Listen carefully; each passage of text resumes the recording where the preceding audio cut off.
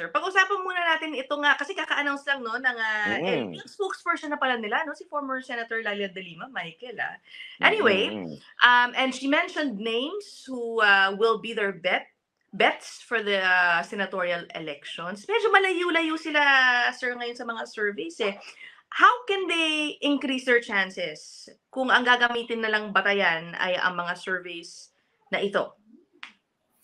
Well, that's a good question, Ina. And of course, yung mga surveys naman, hindi naman sila, I mean, it's just opinion polling. Hindi naman siya predictive in a way. Okay. Kasi ano naman siya ang tanong usually, who would you vote if the elections were conducted today? No. Mhm. So, ibig sabihin, may part doon na sa ngayon siya tinanong. And ibig sabihin, hindi pa ganun ka, let's say, yung initial survey results natin, pwede pang magbago sila. Kasi preliminary pa lang to. Yung mga ibang pangalan na nalagay sa mga surveys, ay baka hindi naman tumakbo. And meron namang mga ibang pangalan na hindi pa tumatakbo. At yung mga botante, usually, or yung mga respondents, usually pumipili sila, at least sa impression ko, mga mas familiar na pangalan. Kasi wala pa namang campaigns na nagsisimula.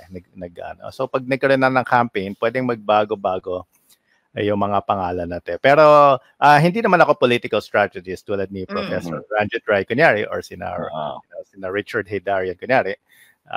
Pero sa palagay ko, syempre, ang kailangan dito is pataasin nila yung awareness nila. Kung hindi pa mataas yung awareness nila, and ano nila, yung mga, hindi naman magpapa-epal, pero yung mga programang nagawa nila, I mean, makakatulong sa kanila kung na visible sila sa mga interviews tulad ng sa programa nyo dito sa Politiscope. So may mga ganong factors para tumaas yung numbers nila. Although, yun nga, so far nakikita natin medyo consistent yung numbers nila.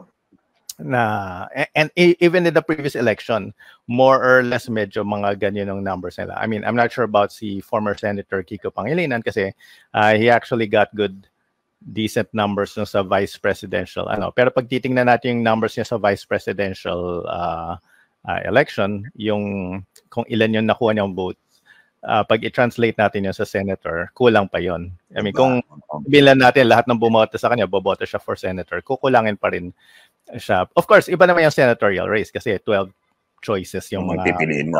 Yung pipiliin. So hindi naman yun 1:1. Pero at the same time, yun nga, they still have work to do. And sa nakikita ko, I mean, yung branding, they have to study that well, yung branding nila and yung nila, yung mga alliances.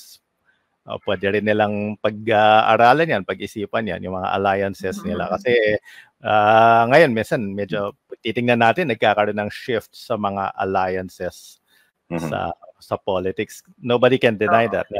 It's out there in the open, di ba?